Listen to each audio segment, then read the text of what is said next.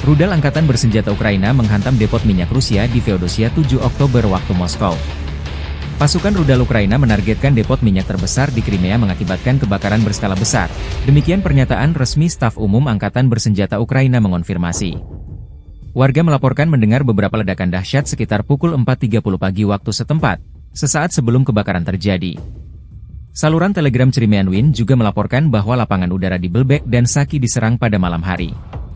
Pemerintah setempat mengonfirmasi insiden tersebut tetapi menggambarkannya sebagai kebakaran.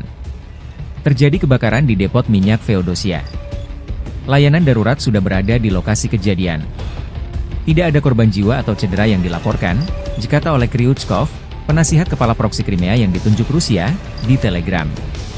Saluran Telegram Astra kemudian mengklarifikasi bahwa fasilitas yang terbakar adalah terminal minyak laut, yang sebelumnya menjadi sasaran pesawat nirawak pada Maret 2024.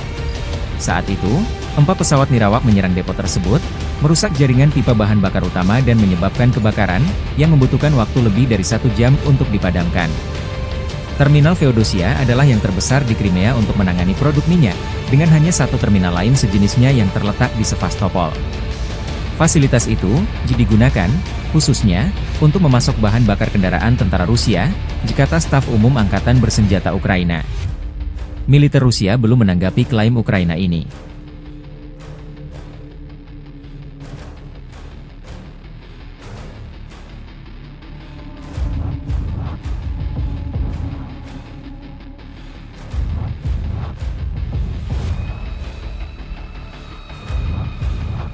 Download Tribun X sekarang, menghadirkan lokal menjadi Indonesia.